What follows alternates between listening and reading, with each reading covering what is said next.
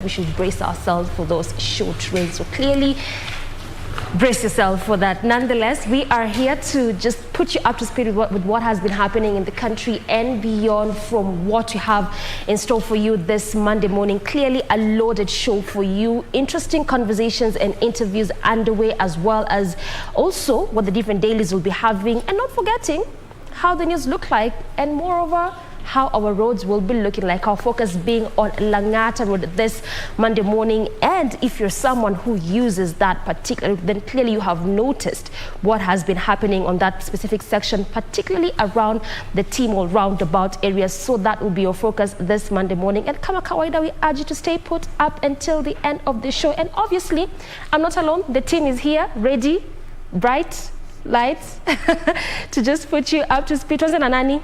Piki Piki Ponky Regina. Oh yeah, it was definitely bound to happen. Good morning indeed. It's the first day of this week, being March 21st, 2022. You tuned to Good Morning Kenya, and as you can see, the crew is here ready to, bring you up to speed with all matters, pertaining current affairs. I'll be handling news that has been making headlines in the last 24 hours, and we encourage you to get online, especially on Twitter, and tell us where you're watching this particular broadcast from. Our Twitter handle, as far as the station is concerned, is at KBC Channel 1. Mine is at Ray Manyara. The political scene is continuing to heat up. Yes, we're already on the campaign trail. From me to you is that kagua kabla ya kuchagua. Let's also hold these leaders accountable to their words. If they failed us before, what is stopping them from failing us in the next tenure? That's a question I'm asking myself, and I hope you'd also ask yourself, because at the end of the day, Wanjiko, that is you and I, the voter, is actually the employer. So please, let's act like employers and not employees. Good morning once again. Happy to be here. It's a great Monday indeed. Victor. So are you selling medicated cream in beauty shop? The police is coming for you. I'll give you reasons why. Reasons why. And of course, Education CSC, as George Magoha says, that there are new tough rules for the examiners and even the students sitting their Kenya Certificate of Secondary Education. Sometimes over the weekend, some students were arrested for leaking examination papers before exams started. And there was some kind of a group which was formed. Was it the Telegram? Where paper was being sold at a particular fee, and a couple of people were arrested. My word is, if the students prepare for 4 years to sit for the examination, let them do their bit. On the political scene, today we want to talk about the issue of Deputy President calling on the name of the President. Akai kando, animwache mzendi deal na yeye. That's according to the DP. We will be dealing with that later on in the next hour on Eye on Politics. Welcome to the show. My name is Victor Ulo. Jen Wamboi Kibera. Well, fourth welcome to the program. It is a beautiful day. We are glad you are with us right here on Good Morning Kenya. I am Jane Wambui, and as you rightfully heard it, the political scene is just, it's on a roll, and it's bound to get even more intense. Just today, looking at the daily, they're now looking at how political groups are now aiming or looking to distort and edit video and photographs just to show the propaganda that they have a bigger number of followers. It's a competition when it comes to numbers to see who has more people, who has than the other. Then there's also the concern around rivalry with between these political factions, and especially where there are siblings or people that are related in the same political faction. So politics is definitely taking center stage. Of course, that will be coming up in not too long, courtesy of Victor. But nonetheless, we are grad. What date is it today? Grad. 21st. We are glad you're with us this beautiful morning. Once again, the hashtag to use is Good Morning Kenya. But as Regina would say, without much further ado, let's get the latest in what has been happening in the last 24 hours. What has been happening in the last 24 hours is, I don't know what you think. Where should Kenya be ranked in as far as the World Index, the UN World Index of the happiest and the saddest countries? Where do you think Kenya should rank? We are happy people. Are you sure? Oh, yes. We are happy people. We always find a reason to stay happy. Have you walked through the market and stepped on someone's tomato? Of late? You'll make fun out of it. Or even had an argument with a stranger? Well, I tend to think Kenyans are really struggling with so much. So if it was about the happiness index, trust me, Kenya would not be ranked at the top. But that will be coming up in not too long as we sample those stories that have been making headlines in the last 24 hours. Now we start off with matters politics, where Deputy President William Ruto maintains that President Uhuru Kenyatta should keep off succession politics. He was speaking after staging several rallies in Murang'a, where he said he was confident of winning the August polls, even with his main competitor, Raila Odinga, allegedly enjoying state support.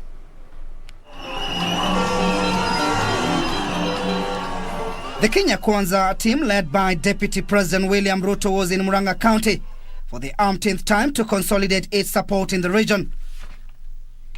The DP again urging President Uhuru Kenyatta to stand aside and let him and former Premier Raila Odinga battle it out for the presidency in upcoming elections. Namuomba kwa heshima, ndugu yangu rais, please, wewe tukaa kando. Waachie mimi huyu mzee wa kitendawili. Huyu nitamumalizia asubuhi na mapema. Ateatia. Ruto promising to create a special fund of 100 billion shillings to cater for the youth employment if he ascends to power. The Kenya Kwanza team expressed confidence of winning the presidential election in the first round. Tungetaka kumwambia Murang'a, sisi tunajua kazi yetu, tarehe 9 tutaamuka mapema, tuangushe Raila aende nyumbani. Reason why tuna support chama ya UDA na pamoja ni kwa sababu tunaangalia maneno ya mkulima. Tunaweka maneno ya guaranteed minimum returns for coffee farmers, for tea farmers, for milk farmers. Ndio pia wao wakienda kulima wajue bidhaa zao hazitawahi enda chini ya bei fulani. Kenya Kwanza itaboresha uchumi. Harambe! UDA. Hey!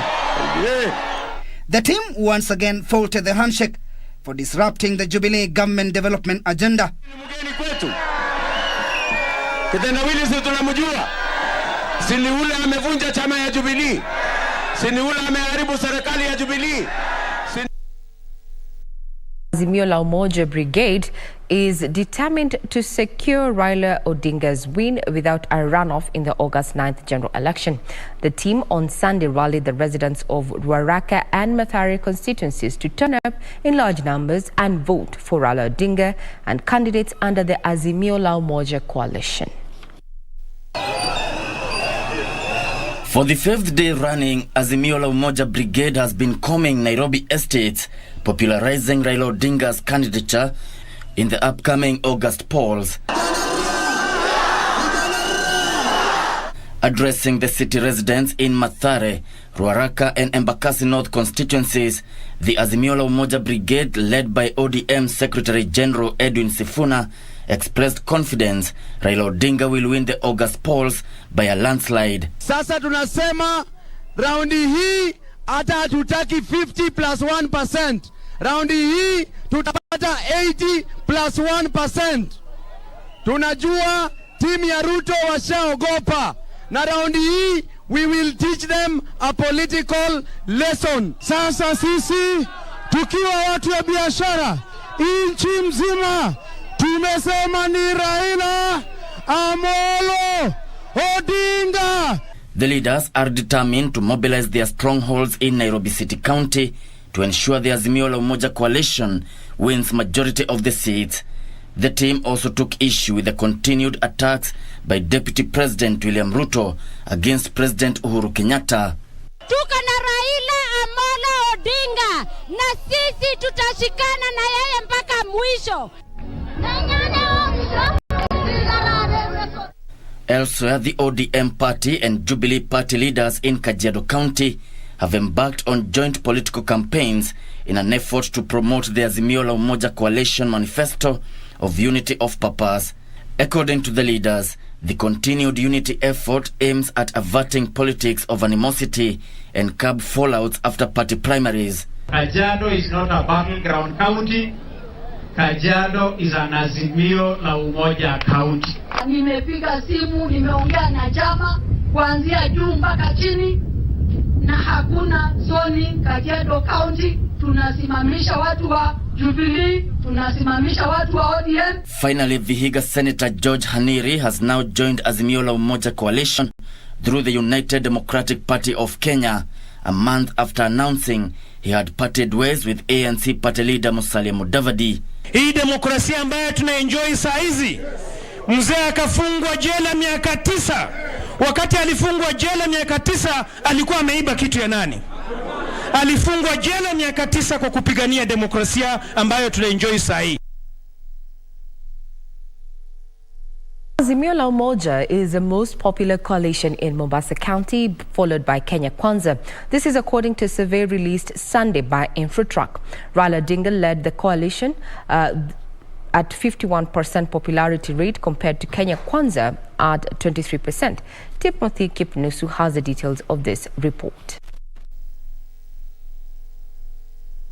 With about 4 months left before Kenyans go to the polls, Infotruck has released a survey of how the Mombasa County residents will cast their vote if elections were held today. The Azimio la Umoja coalition, led by the presidential aspirant Raila Odinga, appears to be the coalition of choice for the 1,953,558 registered voters in Mombasa. The survey was conducted between 9th and 12th of March 2022. Speaking in Nairobi, the Infotruck research manager Jovin Wanyingo says the Azimio la Umoja coalition commands a lead in Mombasa by 51%, followed by the Kenya Kwanza coalition by 23%. The One Kenya Alliance was placed third at 3%. We sampled 2,410 adults, that is those are with 18 years and above from Mombasa County. And this poll was commissioned by Aki Africa, who are in this room. Basically, they wanted to do mapping of various wards and constituencies with regard to key issues of concern, how issues of COVID have affected the residents of Mombasa. Abdul Somad Sharif Nasir is the most popular gubernatorial aspirant in Mombasa at 48%, followed by Suleiman Shabal at 18%. All those further details are available on our website, that is www.kbc.co.ke. Now we cross over to Kisumu County for an update on week 2 of the CSC with none other than the CS Education Professor George Magoha. 10,000 odd head teachers. 1 or 2 of them will connive with the security people there and photograph that paper and put on the internet. Now, that is not a leakage. So that word leakage is repugnant and it's totally unreasonable, unless there is another narrative which somebody wants to have with regards to the integrity of these exams. Having said so, we have now come to a very painful conclusion that we do not need cell phones in examination centers, except 2 cell phones for emergency purposes. One that shall be with the head, with the center manager, and another one with one of the security men. The reason being, there could be something that is interactive. A child may fall sick, and there may be need for communication. But for all the other mortals like myself, and vigilance and supervisors, and the other security people, they will leave their cell phones at home. They don't need them. This is the enemy of the examination process for our children. And I hope that by the time we reach Friday, we can relax this rule, because all the subjects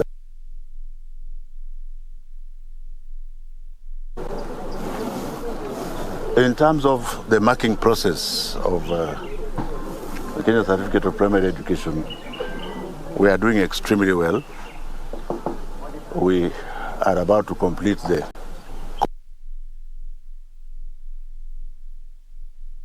that subject to the availability of His Excellency the President. We should be able to give you the results either later this week or at the very latest early next week. Unless there is a question that you want to ask, may I first of all thank the members of the Fourth Estate for being helpful, but also request them to be realistic. That's why I asked one of them to be the one to open those boxes.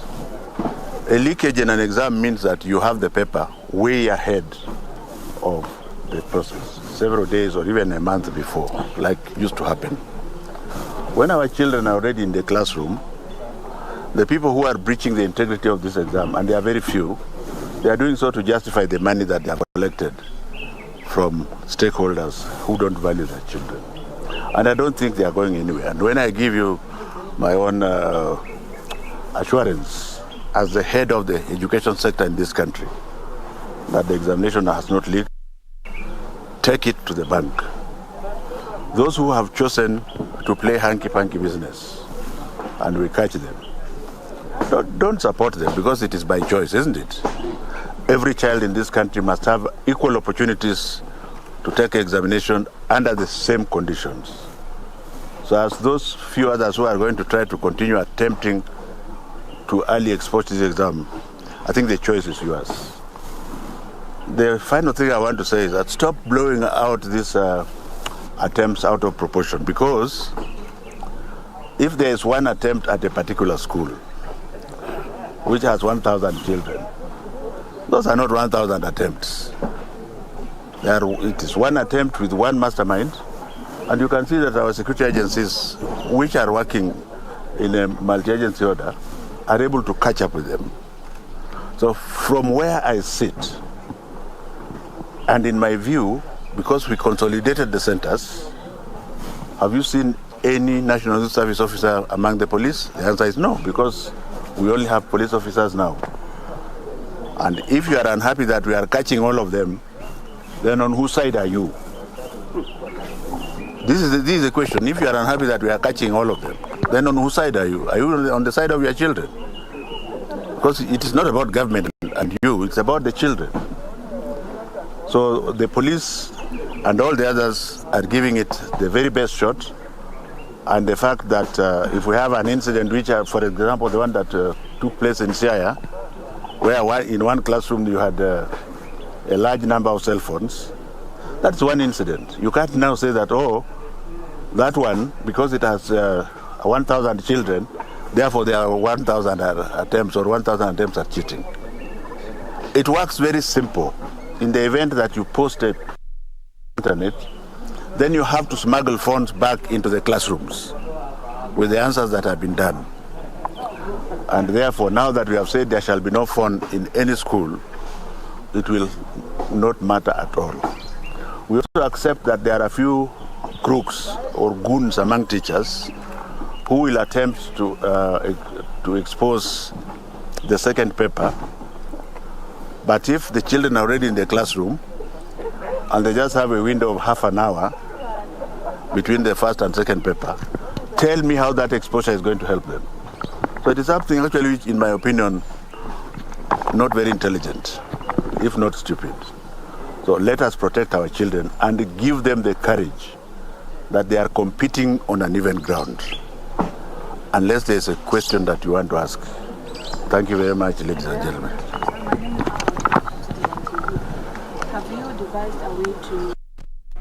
Now, that was a live update on what is happening as KCSE enters week 2 with the CS Professor George Magoha there speaking firmly on 2-pointers, exam cheats, and putting them on notice, saying perpetrators and masterminds will be dealt with the full force of the law, and going forward, no cell phones within examination centers with the exception of only 2 for emergency cases, saying that access to communication through the phone is a threat to the integrity of the national examinations, given what we have experienced in the last 2 weeks. However, he maintains that the exam has not been leaked, and those who are in support of exam cheats should be keen on ensuring that the examinations provide an equal opportunity for all students.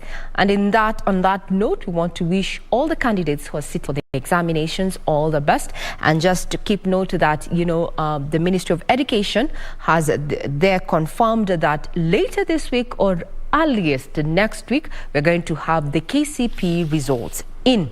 Now we speak to other matters, and this looking at, matters of, health, where a family in Kabweyo, Baringa North, is appealing for medical support to treat their 3-year-old daughter, Purity Chepyegon, who has a heart condition. The family says they have exhausted all their funds and are now calling on well-wishers to come to their rescue and help their daughter get treatment in India. The family requires 2 million shillings to have young Chepyegon treated and able to lead a normal life.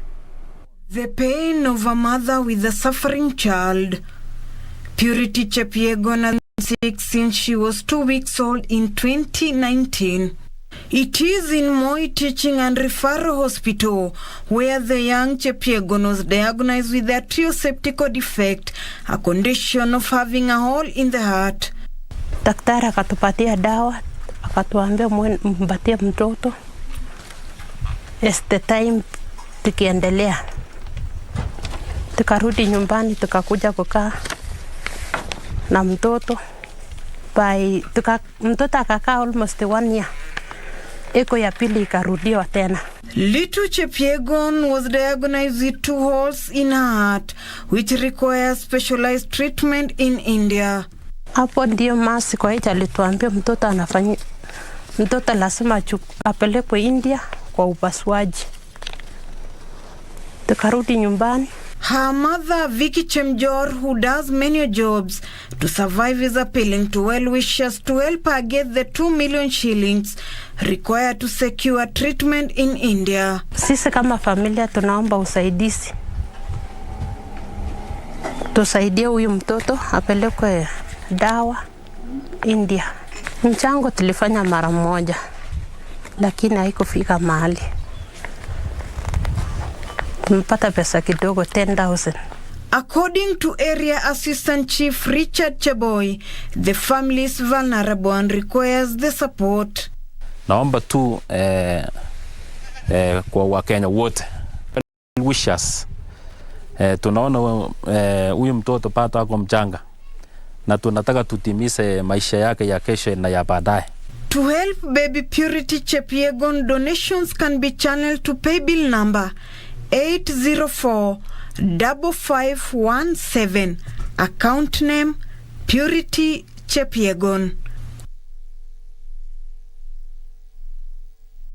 You can get further details and how you can help the young girl there access medical attention in India. It's all available on our website, that is www.kbc.co.ke.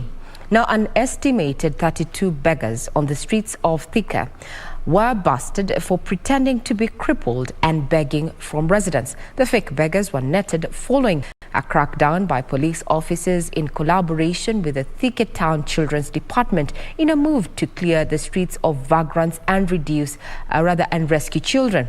Now, there's a surprise of many. A section of those who were earlier crawling and others on wheelchairs stood upright and walked away without a limp. It is at a Thika police station in Kiambu County where a section of the beggars who had confined themselves on wheelchair, faking physical disability, started walking and with right posture. This lady had faked being crippled, crawling on the ground to win the mercy of many and collect money. She too, in what almost looked like a miracle, walked upright without a single limp. Nimetolewa nchini Tanzania na bosi mmoja ili kwa ajili ya kuja kufanya kazi ya kusukuma vilema. Bosi yangu yeye anaitwa jina lake, anaitwa Mama Mwaru. Na anaishi Kariobangi, Mwisho Blaza. Kazi ambayo wakati tunafanya kila siku hii, kama leo huko Zika, kesho unaenda hata Kayore, ni kubadilisha sehemu kila siku. Nimekuwa nikiomba pesa huko Thika kwa muda wa miezi 6 na napatanga pesa kama 1,000. Sasa nilikuwa na mipango kwa kuwa hii kazi imekuwa hivyo, niweke kazi nyingine ya kushona viatu na switi. Mimi ni kilemavu, nilingongwa na ng'ombe nikaumia spinal cord. The crackdown carried out by the Police and Children Department specifically to rescue children from begging on the streets may have come as a blessing to a few children who had been placed on wheelchairs by their guardians. Kwa siku wakati tunapata shilingi kama shilingi 4,500, anaenda anatoa matumizi kama shilingi 500, ikibaki shilingi hata 4,000 nagawana 2,200. 21 out of the 32 beggars busted are children. Unfortunately, there were children who seemed to have disability. They were wheeled here on wheelchairs. But upon arrival and interview, we realized that we could observe their muscles were working. Thika Sub-County Children Officer Lina Mudhoni cautioned residents against giving out money to avoid encouraging those behind the business. They get a lot of money, so what they do, they come here, work for 1 year. Work is begging. For 1 year, they have good capital. They go to Tanzania, invest that money. Well, indeed, just in case you're wondering why there's an upsurge of beggars on the streets, some of them may be genuine, but also among the genuine, there are those who are out to fleece innocent Kenyans of their hard-earned money, begging. Their speaking has said that, begging now is a form of work where they, they rake in capital and go and invest it in neighboring countries, including Tanzania. You're going to be keeping tabs on that. That was in Thika. Maybe the same thing should be done in Nairobi. We'll be keeping tabs on that. Now, residents of Kamweleni in Machakos County are protesting what they term as illegal sand harvesting in the area, which they say has interfered with their water sources. The irate residents are now threatening to begin peaceful demonstrations if no action is taken. Purity Museo with the details. For Kamweleni residents in Machakos County,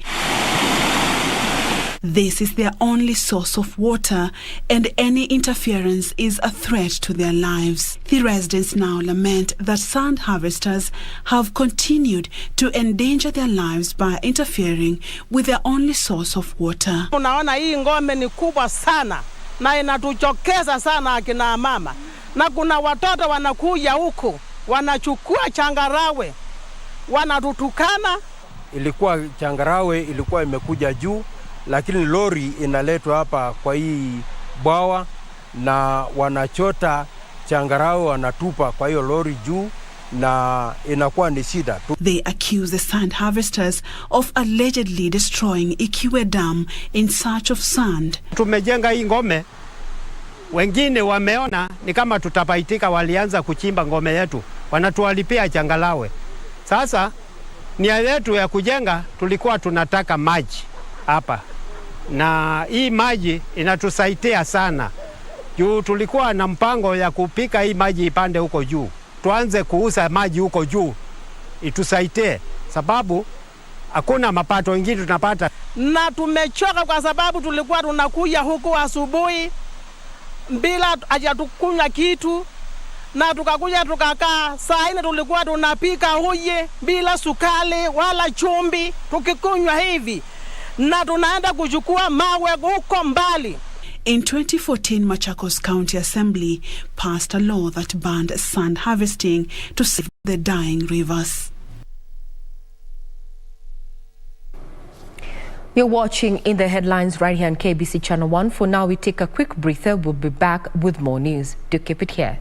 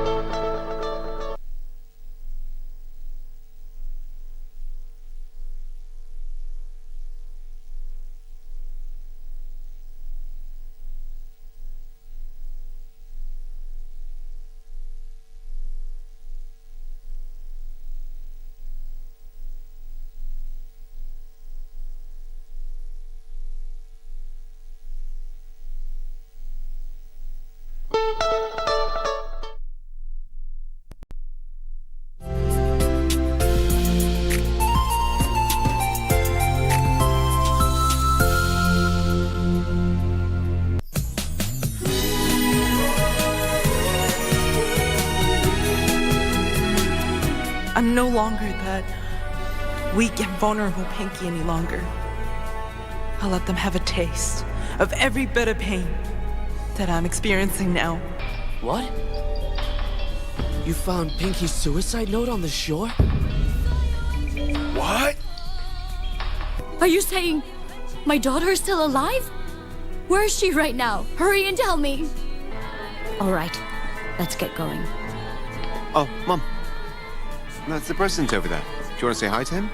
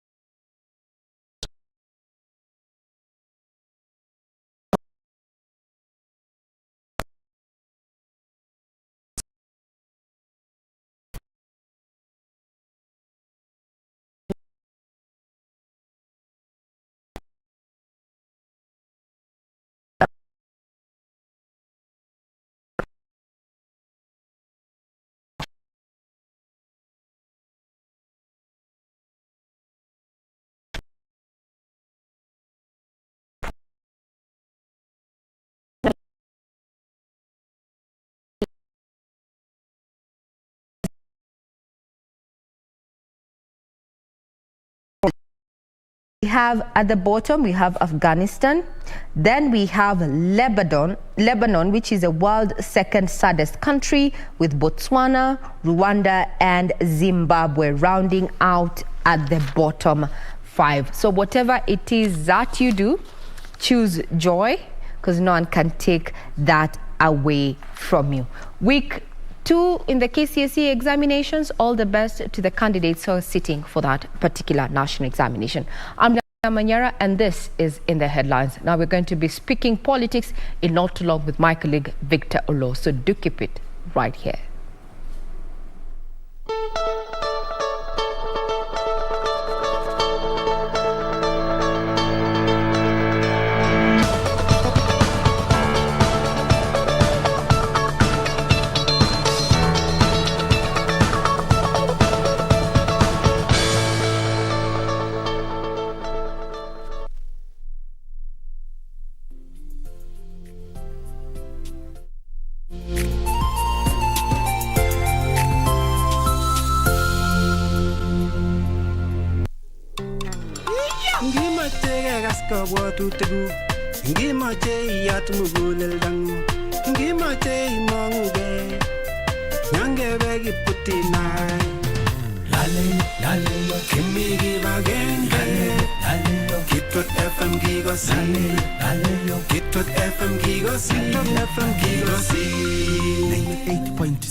Kitwek FM Kegosin.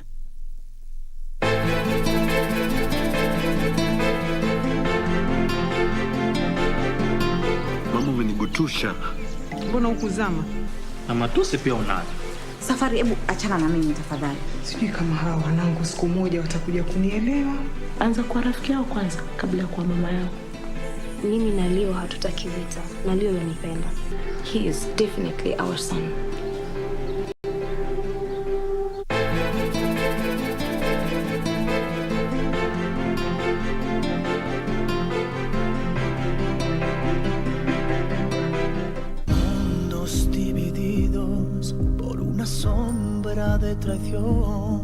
Stop it. I have no problem with Mariela being here. Well, I do. No. Mother, what happened? What's going on? Why are you crying? Why? My son. It's Rogelio. Have you seen the way Alonso looks at Mariela? You have your enemy way too close, and I think it's about time you did something. Is there anything you want to say about it, sir? He was the one who killed her. He killed Florencia.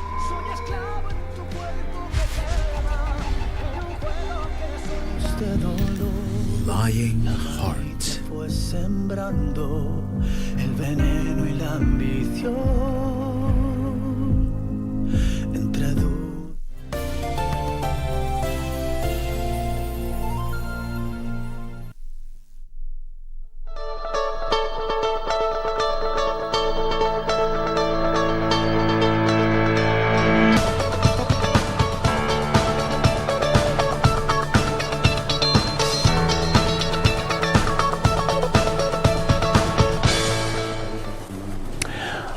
And welcome back. Now it's time for Eye on Politics, just to take a look at what's been happening on the political scene, of course, to make them, to give them more flesh, actually, in terms of discussing the hits and misses and what happened over the weekend. A lot of conversation have been happening, and we expect much of that to come in the next few months to come. And with me in studio, I have Jacob Maluka, who is political analyst. Welcome to the studio, Jacob. Thank you. Karibu sana. And joining me via Zoom, I have got Tabitha Ogutu, all the way from Sia County, who is also a political analyst and a communication expert as well. Tabitha, good morning. Fine, thank you. Fine, thank you. All right, and one gentleman, Hamisi Mboga, all the way from the coastal town of Mombasa. Hamisi, mzee wangu, mambo vipi? Asante sana. Good morning, Victor. Tuna miss namna hii kabisa. Sasa tumekuwa kiwanjani. Mimi nasimama Mombasa, Tabitha nasimama Siaya. Sasa hiyo maneno nyinyi muangalie. You'll have to tell us which kind of positions you're going to buy on. Namisi. This is the right place to go. Come on. Okay. Okay, gentlemen and lady, today I want us to talk mostly on what's been on the lips of the Deputy President, William Ruto. He's been taking his boss, that is President Uhuru Kenyatta, so to speak, head on, accusing him of siding with the perceived opposition leader, ODM leader Raila Odinga. And during his the three-day tour of central Kenya, starting Friday through Sunday, the DP maintained that he was with the president during his hour of need. But right now, things have changed. But you know what? Politics is the game. So let's take a look at this particular story, which was compiled by our reporter on where the DP said that, you know what? Head on. Let's take a look at that story first of all.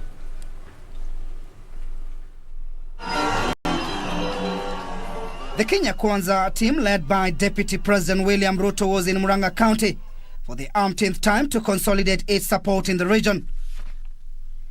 The DP again urging President Uhuru Kenyatta to stand aside and let him and former Premier Raila Odinga battle it out for the presidency in upcoming elections.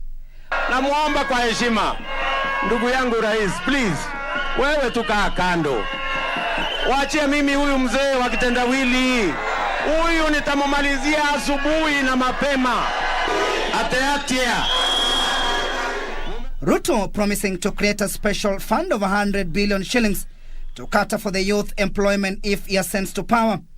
The Kenya Kwanza team expressed confidence of winning the presidential election in the first round. Tungetaka kumwambia Morale, sisi tunajua kazi yetu, tarehe 9 tutaamuka mapema, tuangushe Raila aende nyumbani.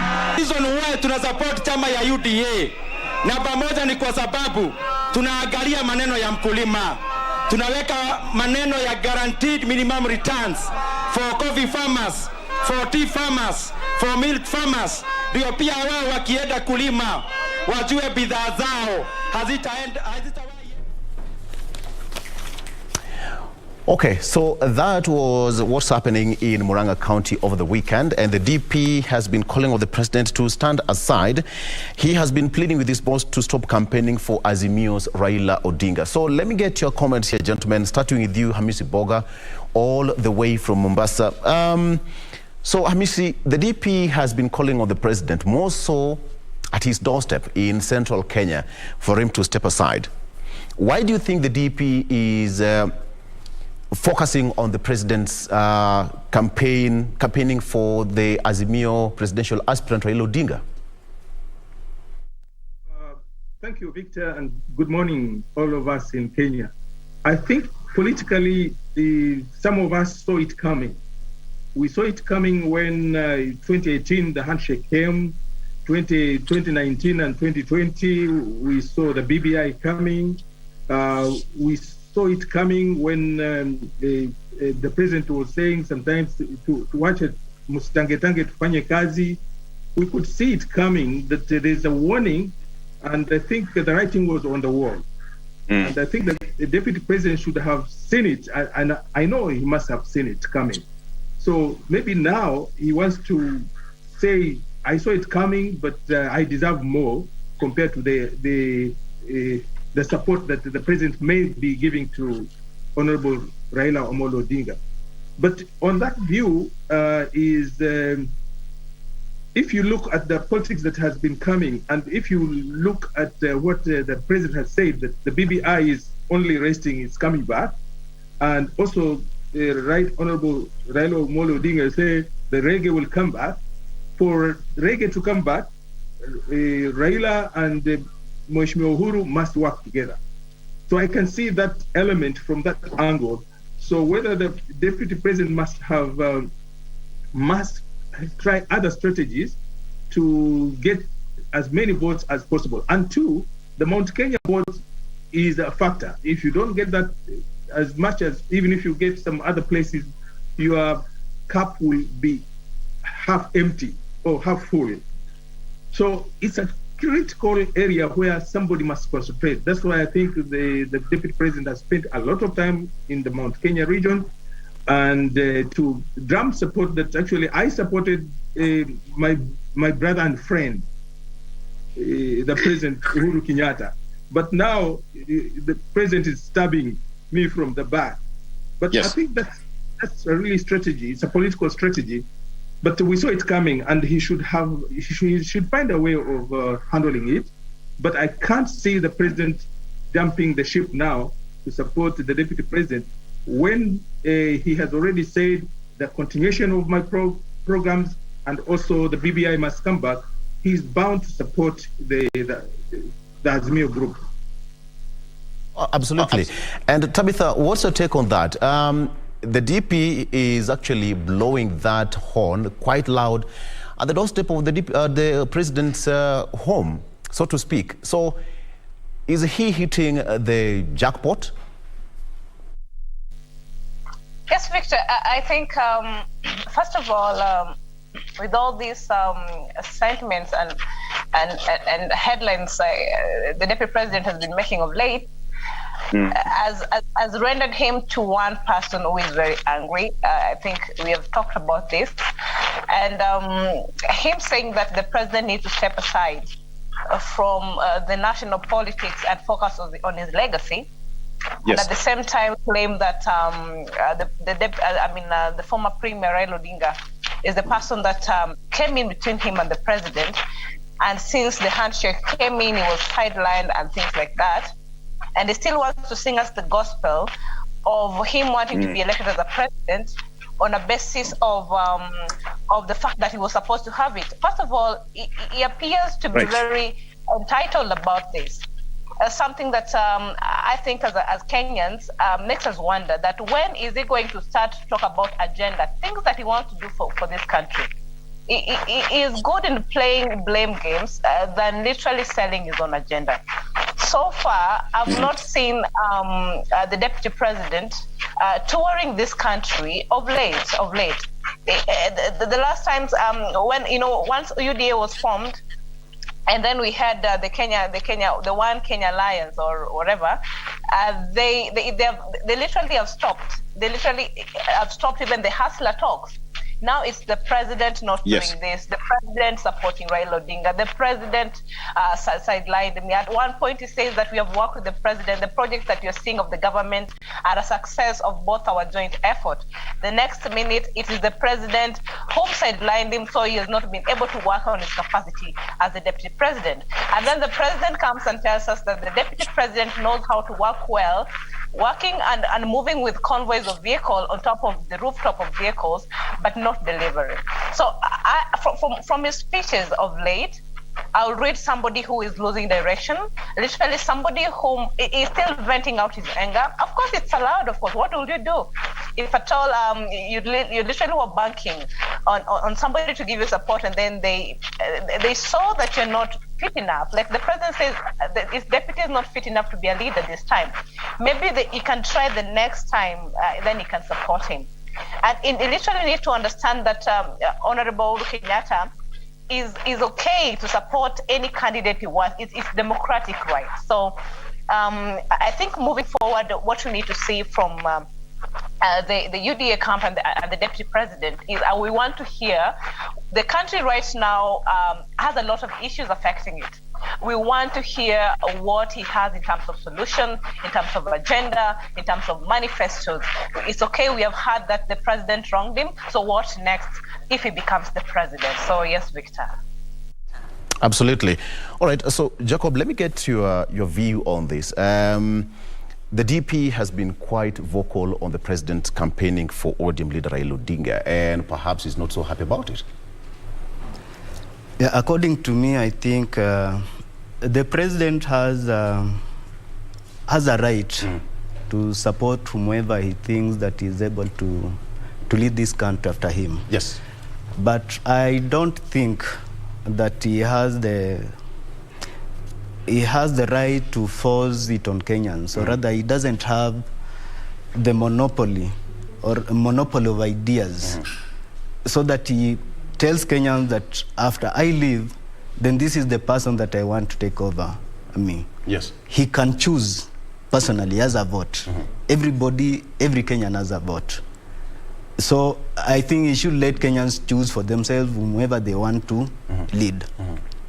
Remember before, when Raila Odinga was fighting for the common mwananchi in this country, there are certain quarters in this country, including what we call the deep state, or rather the system, were much against his leadership.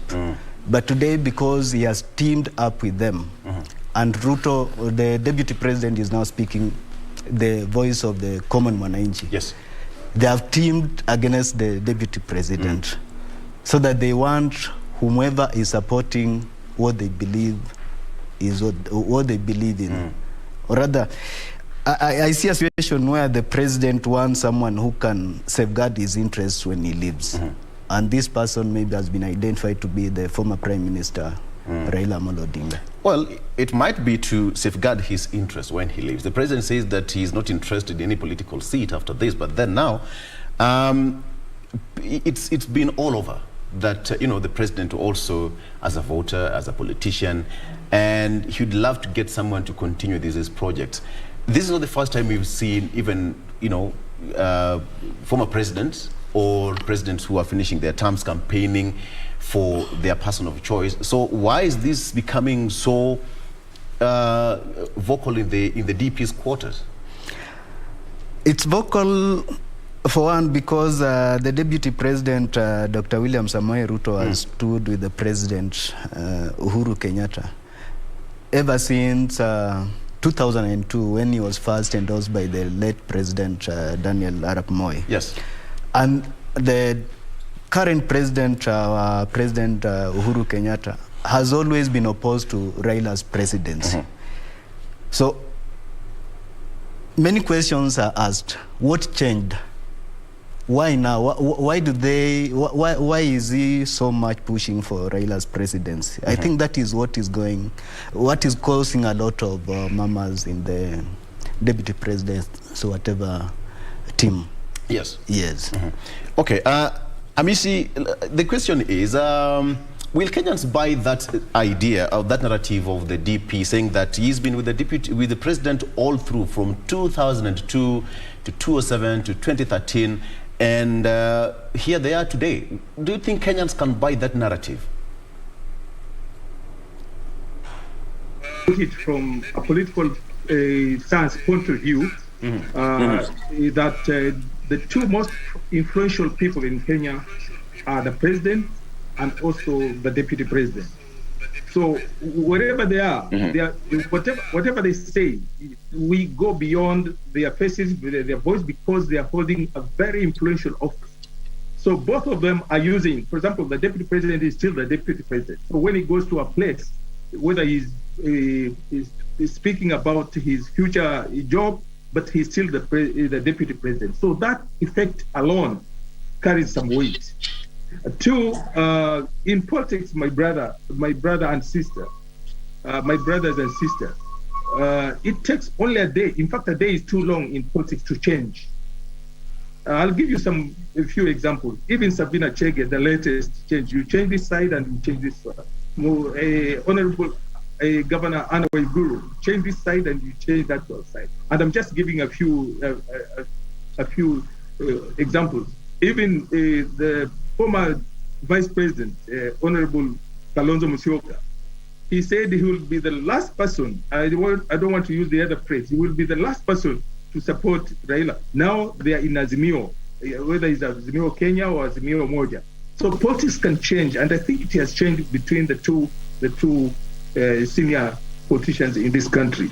So the people, for us, it is difficult. For them, they must find out, when did the rain start falling on them? It starts falling on them when 2018 came, and also after 2018, whatever they have been saying, whatever they have been doing.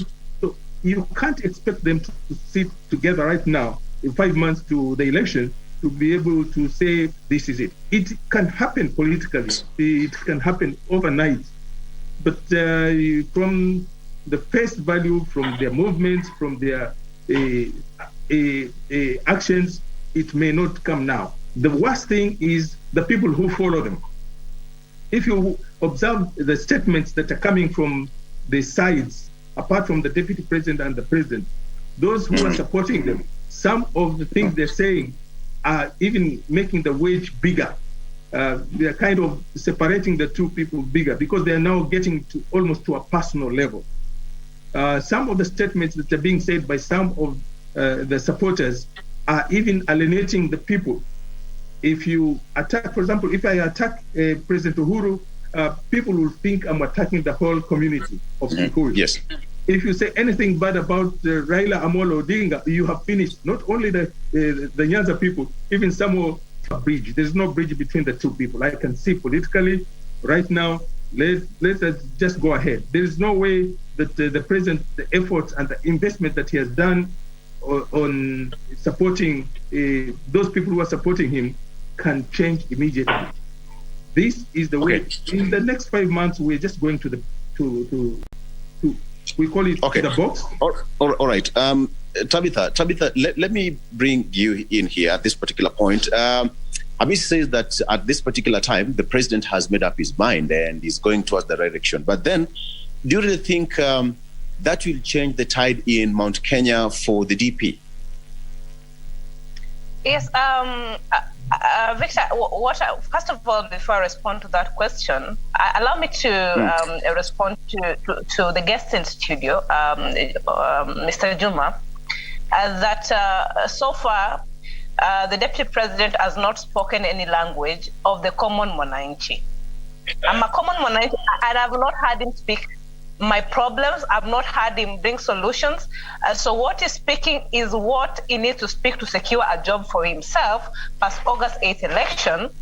And he's doing it in a very non-decorum way so that he tries to taint images of other people. Right now, like I said, we need him to come forth with what he wants to do. And pretty much we need to also judge him on his track record as the Deputy President, who holds a very senior position in this country, on what he's been able to do, what are the kind of policies you have seen him influencing that has changed the life of this youth that he always wants to try and, brainwash their minds to be hustlers. What has he been trying to improve the life of hustlers? So I think he has not spoken our language. So let us not tusidanganyane tafadhali. Another thing, I think from my end, I strongly believe that I had Mr. and Mrs. say, I don't know if he said it, that of course one day in politics is a very long day. Anything can happen. But in the case of Sabina Chege, I think that was not an appropriate example. Sabina has not shifted to any camps.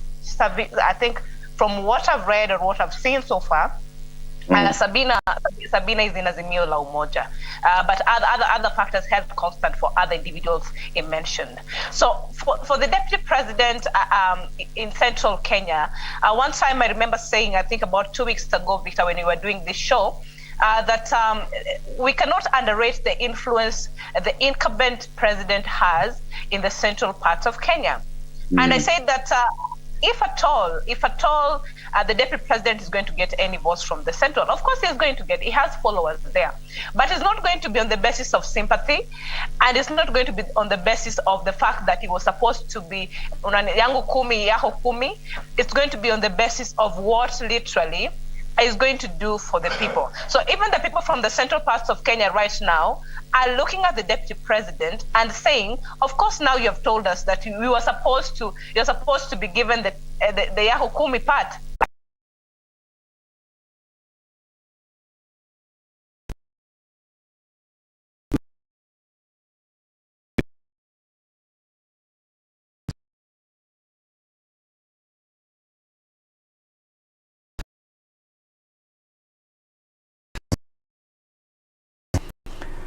My fear is these particular people that they want to force on the people of their counties is to safeguard the interests, their self-interests, or rather to try and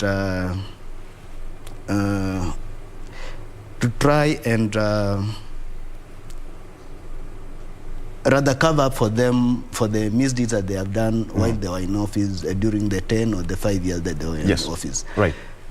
So I wish that we as Kenyans can take the path in which we are allowed to choose our leaders and not go with the endorsement of leaders who are leaving the office. But I'm quite interested in understanding why in this particular situation is being said that being forced, because it's an election and you can pick a friend you want. I don't think they're being forced. People are just choosing their political friends, not forcing each other on the electorates. Yes, you can pick. Yes. But you having your own vote, you can pick and vote at the ballot. Yes. But using the influence you have while you're still in office and you have the instruments of power, you use the instruments of power to try and sway the thinking, or rather the way people are going to vote. Yes. That is what we are talking against. Okay, I'll still get back to that because we also have governor supporting the DP in his quest for the presidency. So are they not forcing? Are they also being forced on the DP side? You'll answer that question when we come back. Let's take a break. I have got Jacob Mulaku in studio, Tabitha Ogutu via Zoom, as well as Hamisi Mboga all the way from Mombasa via Zoom. Let's take a break. We'll be coming back with more to discuss.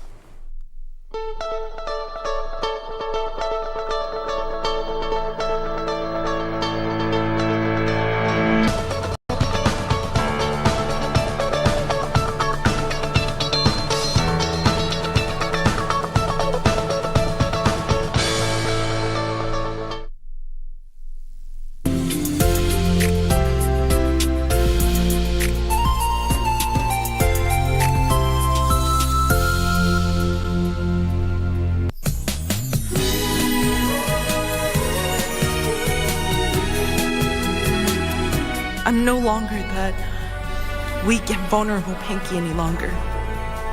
I'll let them have a taste of every bit of pain that I'm experiencing now. What? You found Pinky's suicide note on the shore? What? Are you saying my daughter is still alive? Where is she right now? Hurry and tell me. All right, let's get going. Oh, Mum. That's the president over there. Do you want to say hi to him?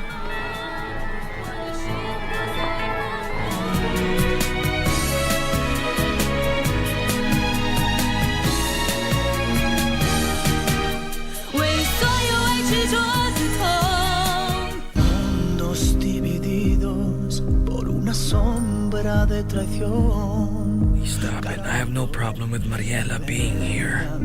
Well, I do.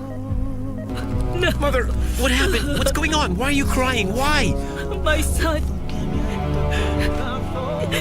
It's Rogelio. Have you seen the way Alonso looks at Mariela?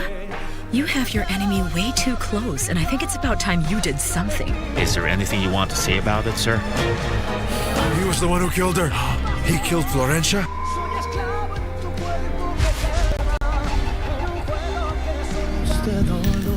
Lying heart. Fue sembrando el veneno y la ambición.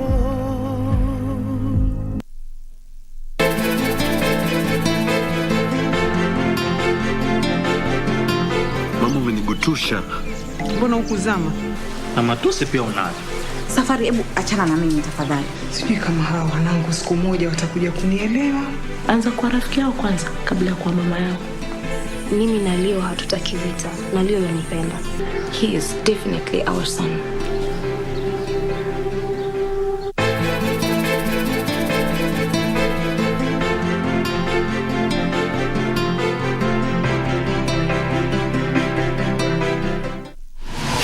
Log on to the KBC website at www.kbc.co.ke to get the latest breaking news, entertainment,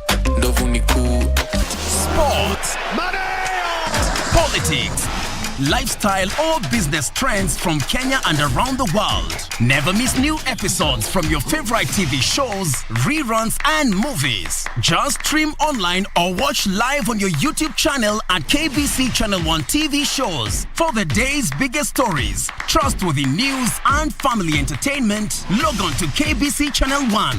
Watch what you want anytime, anywhere.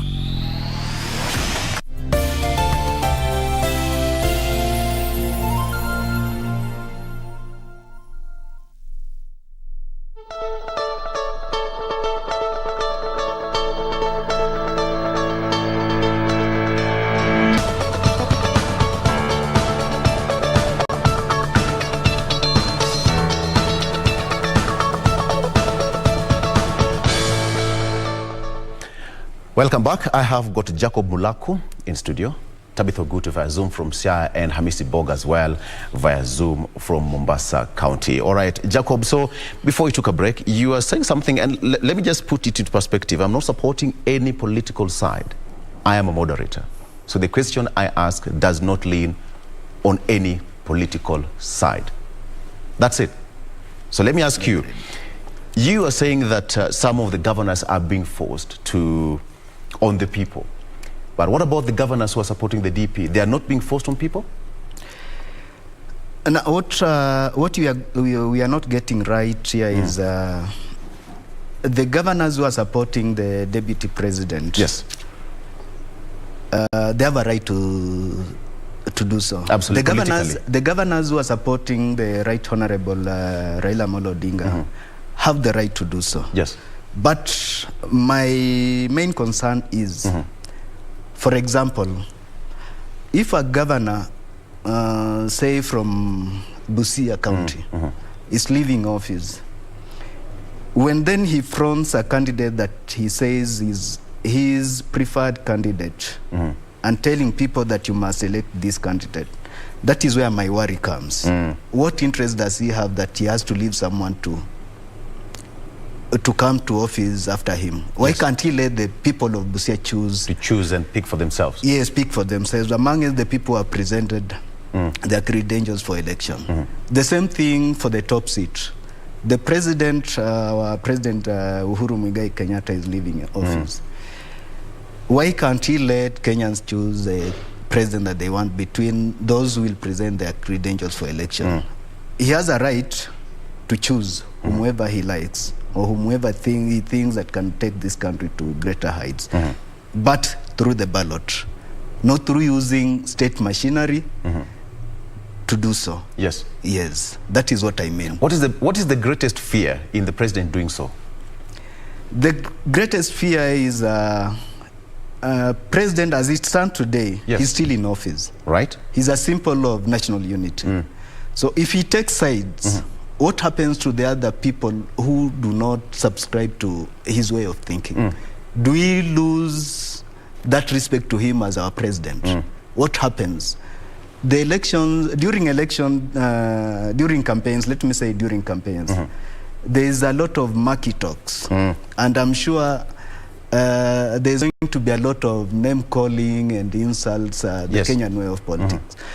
So and that's quite synonymous with our political scenes. Yes, what happens as a president, being a symbol of national unity, people insulting him and calling him names while he's still in office. Why can't he stand aside and let those people who are vying for office do this work for themselves?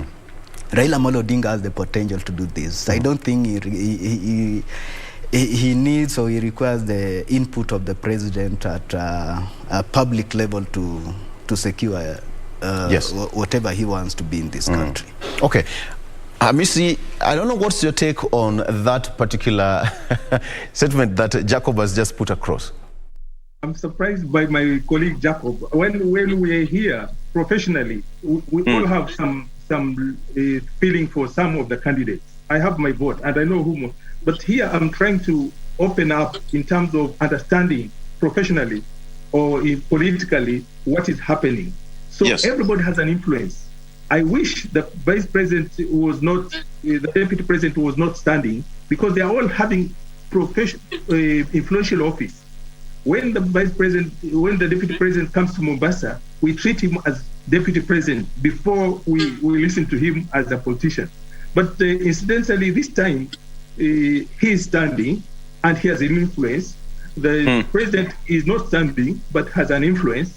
So this is what politics is all about, and we need to give credit for where it is. Everybody has an influence. When we campaign for a candidate, we are influencing the people.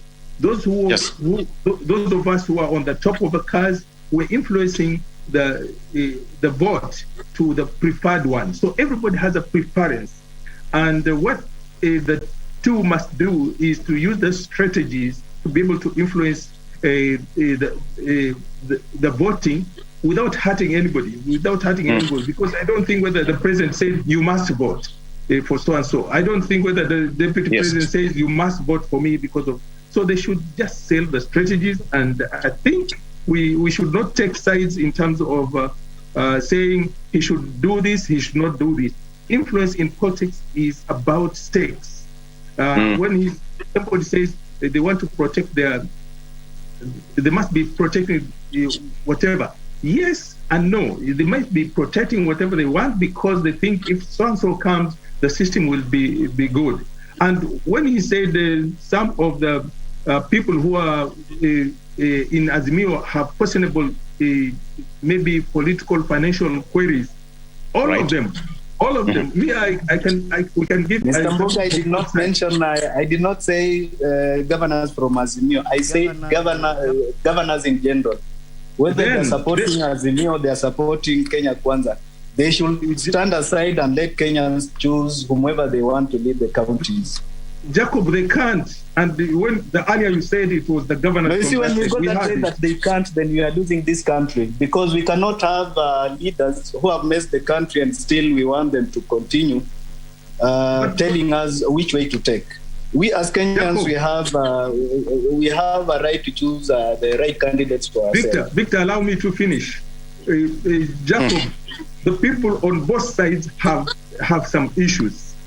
And they cannot stand because they are Kenyans, they have a political point of view, and so the people, we are the Kenyans who know.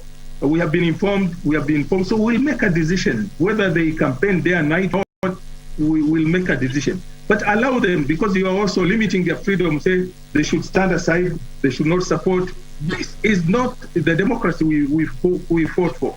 So allow everybody to say only that our concern is the language they use, the strategies they use, especially, and then the citizenry will make a decision. Who has said something that touches services? Yeah. Because for a long time I've not heard about people talking about the services we shall provide. And we have had the promises we shall be able to do this. The missing link is how. How are they going to provide education? How are they going to provide security? How are they? Because that one will make me decide, oh, this strategy for this particular person is good. So let's open up, let's discuss freedom, let's discuss democracy, let's discuss, but let's make sure that whoever has a point, let them say it. Because if they stay at home, some of them are still interested in coming back. You can't stay at home. You must stay in the system. Okay, Tabitha, allow me to perhaps just get your point on this situation, because why is everyone not so comfortable with the president campaigning for, actually, not even campaigning, but fronting Honorable Raila Odinga to be his successor? What is the level of discomfort in this situation? Like you, I do not understand. But let me respond a little bit. Why like me? To Juma. Yes. Honestly, actually, he's Jacob Mulaku. He's Jacob Mulaku. Okay, sorry for that. Mr. Jacob Mulaku. You cannot come on a national television and tell us that the president, as a sign of national unity, which he is, him supporting Honorable Raila Odinga as his preferred candidate, and he has not even come to you with a gun on your head and told you that, and he hasn't done that to anybody, that you must vote for this candidate, and then you want to tell us that he's forcing him on people. He's not forcing Honorable Raila Odinga on any citizen of this country. It's quite despicable for you to come and tell us that. I mean, more than anybody, we know that here we're not literally trying to align or trying to, personally or try to make other people look bad personally. It's not something that we're here to do. We are literally here to discuss things as they are. And when you say that somebody is forcing somebody on this somebody, then he also has to give us a proof, because it can't just be with words. There is no ever day that the president ever spoke on any national television and said, or any place, that I'm forcing Raila Odinga, that if somebody is being forced on you, like, if you do not do it, there must be repercussions for that. We have not seen that anywhere. Secondly, then it will be wrong for him to try to say that Kenyans were not united. Kenyans were united. The president has worked so hard to unite Kenyans. Initially, we were not united as Kenyans. You could not go to some part of this country or talk to this part who are speaking this particular language. So far, as Kenyans, we are very peaceful, and therefore do not try and peddle that idea of Kenyans being disunited because the president, as an individual, is supporting his own preferred presidential candidate. Because at the end of the day, the president has to vote like you and me and any other person. And he has to vote for an individual. So the problem is not, if he was supporting Deputy President William Ruto, then we will not be having this discussion of him forcing anybody on anybody. It's just because he has stood his ground, gave us direction, and said, me as the president, niko na kura yangu moja. And since other people also believe in him and would want to also vote the same person that he also wants, then pia sisi tutaweka kura zetu pia huko, and then we vote for somebody who we believe in. The same thing will happen to Deputy President William Ruto. So let us not have double standards again here. But then now, if you're going to say, initially they were telling us that Raila is the government's project, and then we say that the Raila is the people's project, and now that we have proven that it is literally people's project, now is another problem, because now what again are they peddling? I want us that we have conversations that are ideology based. Kenyans, we are dealing with a lot at the moment, and we should not be using that as politics. We should not be using the lives of Kenyans as politics. Let us have leaders who sell the agenda, and let it not be agenda of fallacy and lies and double side talks. Literally, I've also seen that our co-panelist is very good in double sides. He'll say this one this time, and then now when we are trying to really literally get to understand what he's saying, then he pulls out and say, I did not mention that. I want us to literally look at our leaders, because we are trying to give a country direction. And the direction can only be done if we discuss issues that literally matter to Kenyans. We do not care who and who is trying to be forced on who. We want to know, okay, this person who is being forced to Kenyans, is it really good for Kenyans, as you put it? So let us literally have Tabitha, I think we would like to just rub this word forced off air. So because it's political season, and of course, every politician have a right to actually to campaign for their preferred candidate, for that matter. But either way, it might sound so, or it might look so. And I don't know what Jacob is talking about, because Jacob is in studio here. And I wish to respond to Tabitha. Yes. Just before you proceed. Go ahead, Jacob. Now, Tabitha, someone needs not to come with a gun and point your head to be seen to force you to do something. I don't know whether you were in this country when parliamentary committees and leadership were being dismantled and rearranged. The likes of Kipchumba Murkomen at the Senate, Kithure Kindiki and the staff. I think that this is an indication that either way, the president, or rather the state machinery, is hell-bent to have a certain person ascend to power of this country. That is the worry. That is the worry of many Kenyans who love this country. But for those Kenyans who just want to move forward with it's our person, I think they are comfortable with that. Okay. Tabitha, what do you make of that? Victor, yes, I have been in this country. I've been following this event, and I've been contributing to the same discussions. What literally Jacob is not understanding is the fact that you cannot have your cake and eat it. You cannot be in the government and at the same time in the same government. Kenya is a democratic. You cannot align yourself as any other thing in the government, and you still deliver services the way they're supposed to be delivered. The president had to streamline his services and how they're being done, because he's the head of the government. There had to be some order So if you want to... Kenya is not a dictatorship country. It's a democratic country. That is one thing you need to come. That was democracy. And we are literally trying to tell those people who thought they could have their end of the day by wanting to just come and do things the way they want, that there has to be order. You are either in the government and support the government. You cannot be trying to insubordinate a government and at the same time be in it. What they needed to do, they formed the government. They needed to support the Big Four agenda. That is not what they were doing. And therefore the president, because he has a legacy to keep in the country to, guard over, he had to do something. So, all right. Let me see, from Mombasa, you can give us some ocean water to calm this and neutralize. What do you have? We are running out of water here, Missy. Come in right now and say, by the way, we are forgetting one thing that is not the president we are talking about, is the presidency. All the time we talk about the presidency. So why are they not talking on the same line so that we hear what does the presidency say? Because the president, the deputy president is as powerful as the president in terms of the constitutional issues. So when any one of them speaks, we hear the country is speaking. When we hear that they are not speaking on the same line, then it's confusing the whole country. So what we're saying is now we have reached at a place where allow them to give us the strategy. For example, I want the deputy president to come and say, apart from whatever I've been saying for the last many months, these are my strategies. These, when I take the office, I'll do this, I'll do this, I'll do this. And the process is this.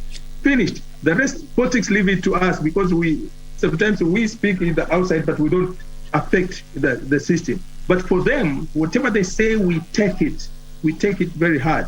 For example, if you go back to the same old theme that you 10, me 10, when the president makes 10 and then deputy president makes 10, how about the rest of us? Because I want my son also to be the president. When are they coming in? The moment you divide that, you create an impression that these guys would like to stay there forever. And the Kenyans will not allow that. So we are saying, that's why I'm saying this language, whatever we are using, let's be as professional as possible, let's be as polite as, because we are requesting. The leadership, like I said last time, is persuasion. Let's persuade the people who are listening to us to vote for a particular candidate. And I've never seen a forceful statement that you must do this or otherwise. Because if you give a condition, there must be a counter condition. If you don't do this, do this. I have never heard about that. These guys are really doing their job. I want them to straighten the strategies so that they beg. Leadership is hope. We want to get hope. We want to be promised that things will be better, services will be provided, the country will be peaceful. Those are the things that the older people like us would like to hear. And we are saying publicly, please, those who get the platform, let it be used nicely to bring people together than mentioning names. People are using even names. They're using families' issues. His mother, his father, his uncle. No, it can't be. Lastly, I want to say that one time the deputy president says, even if all of them combine together, I'll still beat them. So what has changed? Because now politics has changed. So let's change very fast. Let him use now. When he comes to Mombasa, he should not speak. He should give us nafasi on the platform to speak for him. It will be better because we know the Swahili of these local people here.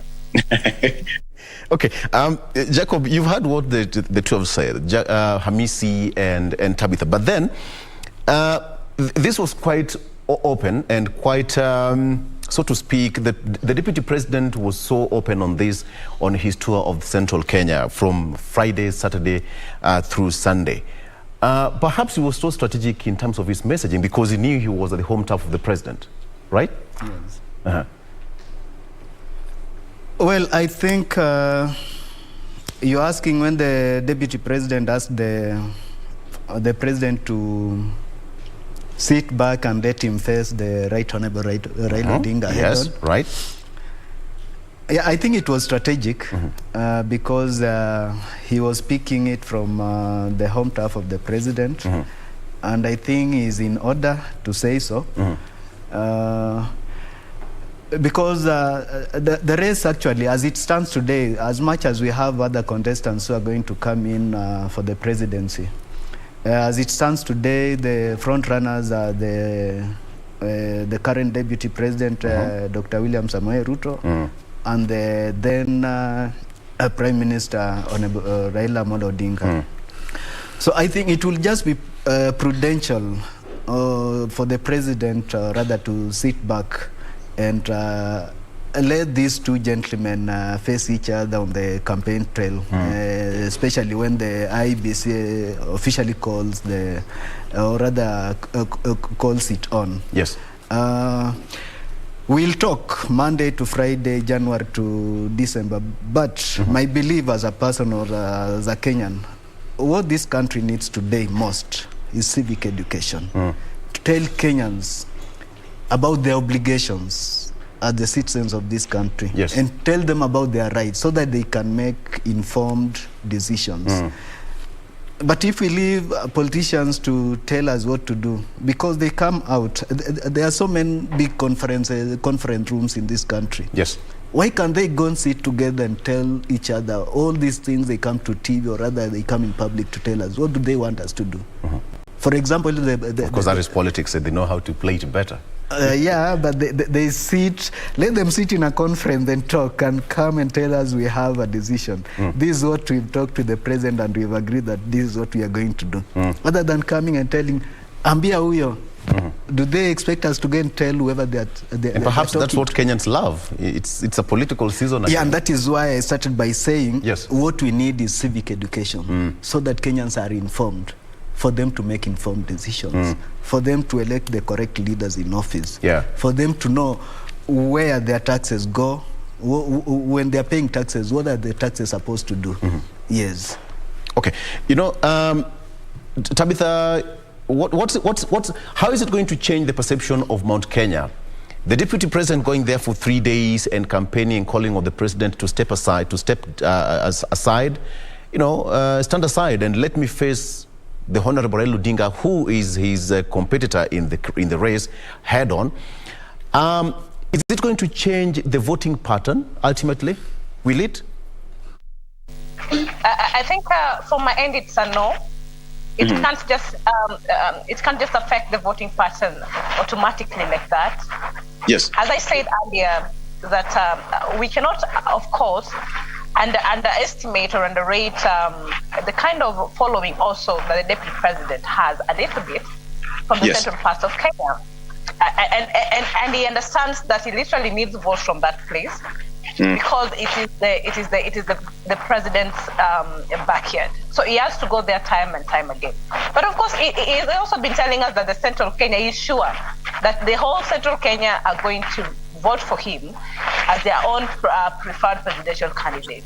So of late, we have seen him having some sort of fear, and that is why he has to go there time and time again. The only mistake he's doing is that, number one, he goes there and not literally sell himself as an individual, but goes there with the narrative of the president. Already the president has taken his side. So we need to move on past this. Now, what next? What next?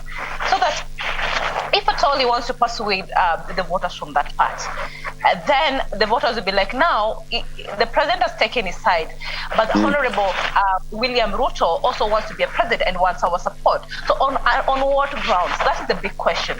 And like what Jacob is saying, when they have good civic education, they will understand that they need to vote this and this type of a leader, not because he's very good in talking about other people in a bad way or trying to demean this and this person for him to be seen to be better, but because he has brought us ideologies that we literally find to be some things that we can associate with. I was really taken aback, especially even as a country, we were taken aback by some of the remarks that were made by politicians from the central parts of Kenya aligned to the Deputy President.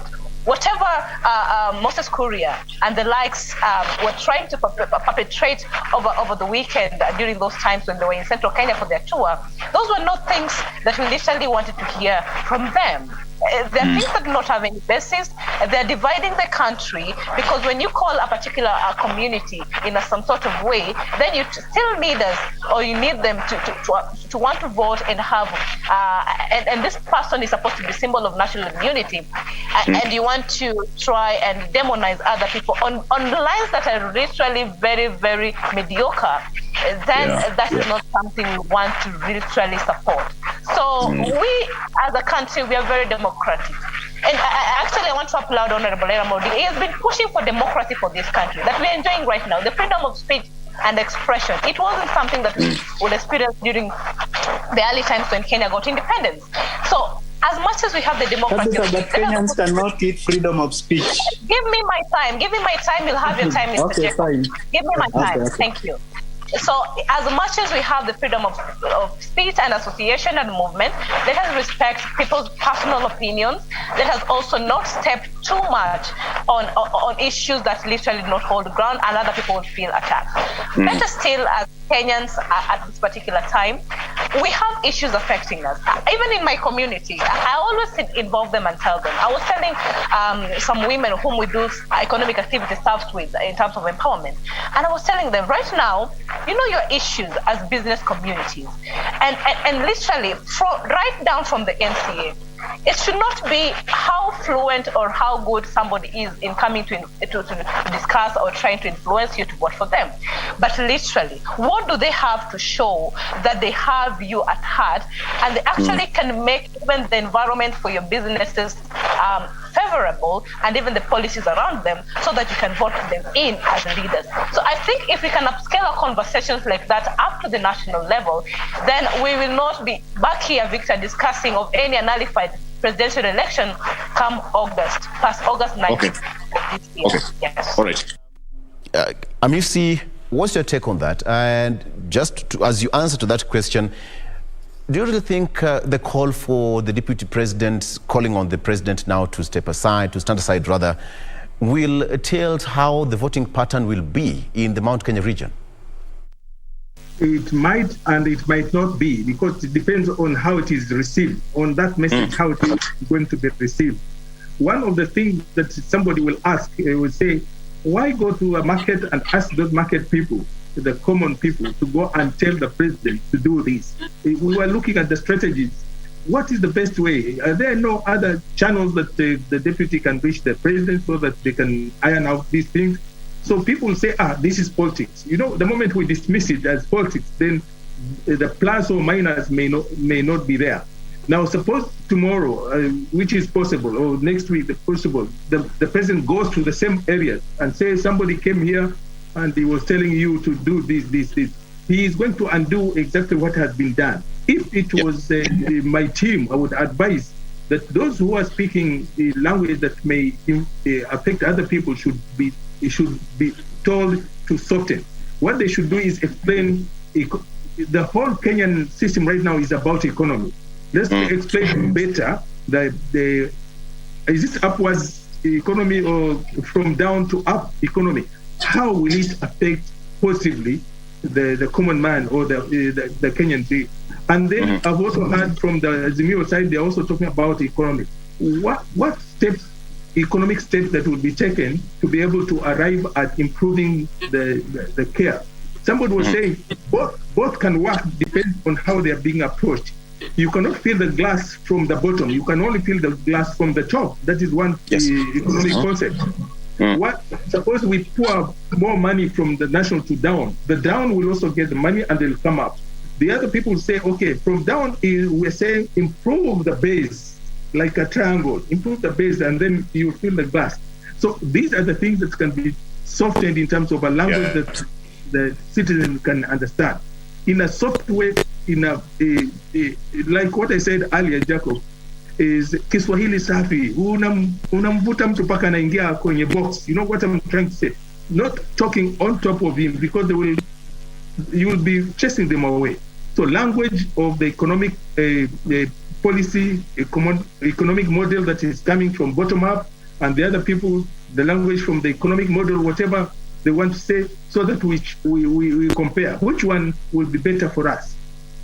The rest is language that will not affect In fact, they should not spare more time talking about the individual. They should spare more time about issues, policies, development, accessibility, security, and the like.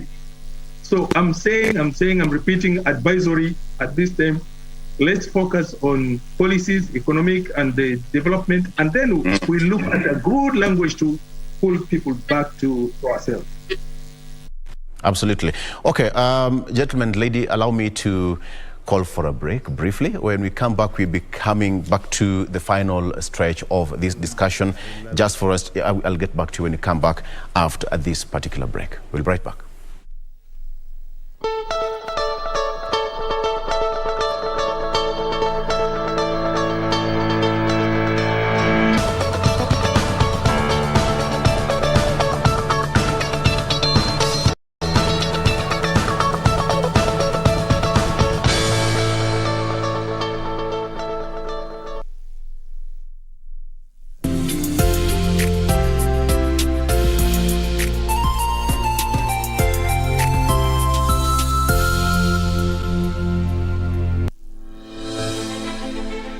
Are you an aspiring candidate in the upcoming general elections? Do you want your agenda and manifesto to reach your voters effectively?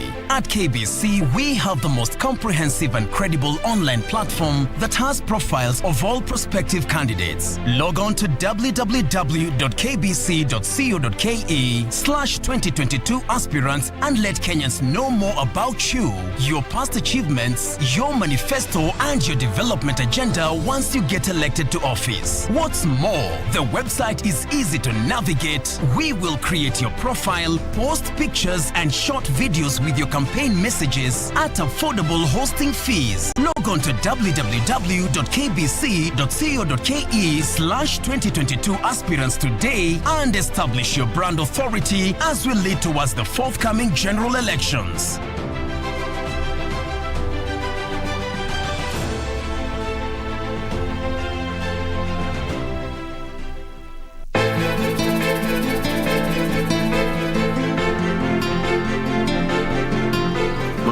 Tusha. Mbona ukuzama? Na matusi pia unayo. Safari, hebu achana na mimi tafadhali. Sijui kama hawa wanangu siku moja watakuja kunielewa. Anza kuwa rafiki yao kwanza kabla ya kuwa mama yao. Mimi na Leo hatutaki vita, na Leo yanipenda. He is definitely our son.